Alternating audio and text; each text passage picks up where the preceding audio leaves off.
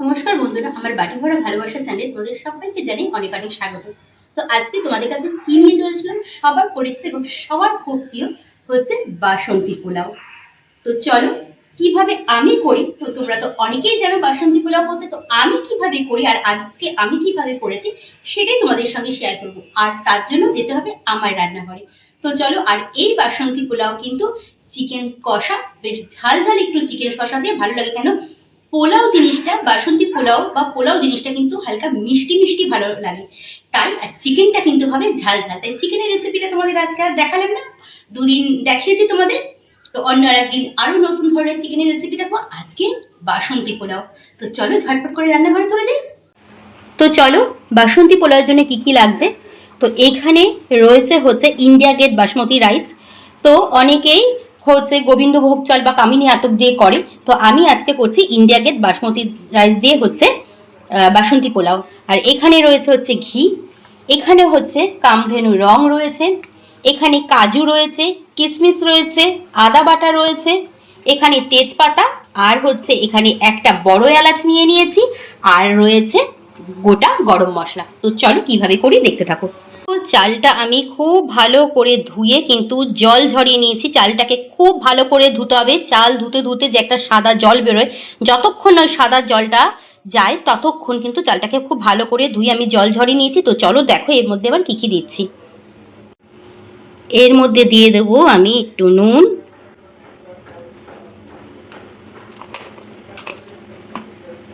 এবার দিয়ে দিচ্ছি কামধেনু রং,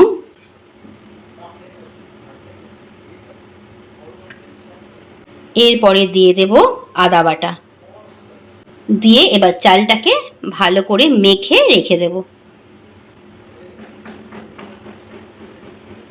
পোলাওয়ের জন্য জল গরম বসিয়ে দিয়েছি। তো চলো এবার দিয়ে দিচ্ছি সাদা তেল। চালে যেহেতু আমার নুন মাখানো রয়েছে, তাই আমি অল্প করে একটু তেল নুন দিয়ে দিচ্ছি জলের মধ্যে।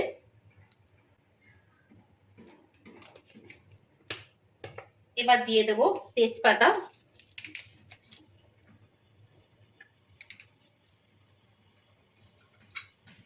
এবার ছোট এলাচ, একটা বড় এলাচ, দারচিনি, আর এখানে এই লবঙ্গ।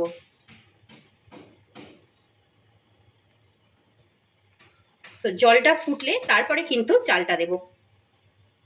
জলটা ফুটে গেছে, এবার আমি এই চালগুলো দিয়ে দিচ্ছি।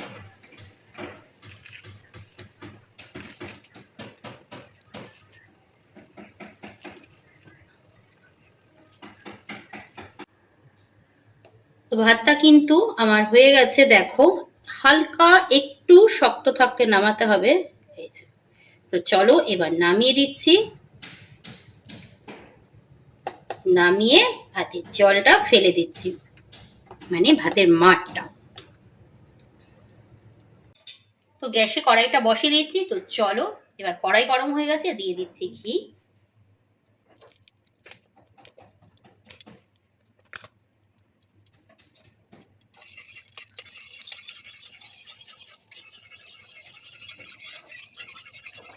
ঘিটা গরম হয়ে গেছে, এবার দিয়ে দিচ্ছি কাজু আর কিশমিশটা, হালকা করে জাস্ট একটু ভেজে নেব।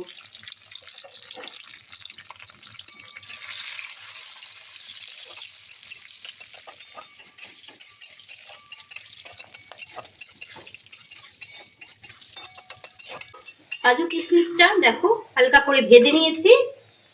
চলো এবার দিয়ে দেব এই যে ভাতটা, আর ভাতটা দেখো কতটা ঝুরঝুরা হয়েছে। তো চলো এবার দিয়ে দিচ্ছি।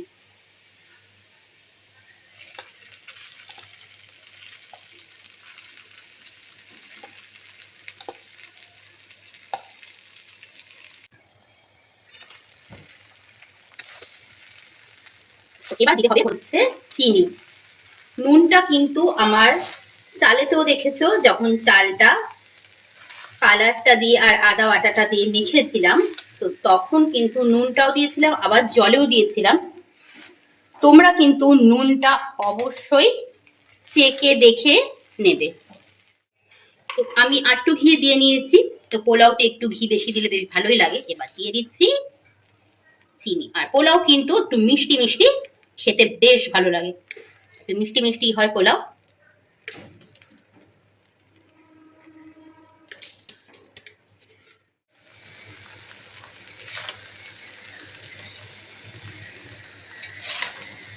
তো আজকের এই বাসন্তী পোলাওটা কেমন লাগলো তো অবশ্যই একটু কমেন্ট করে বলো।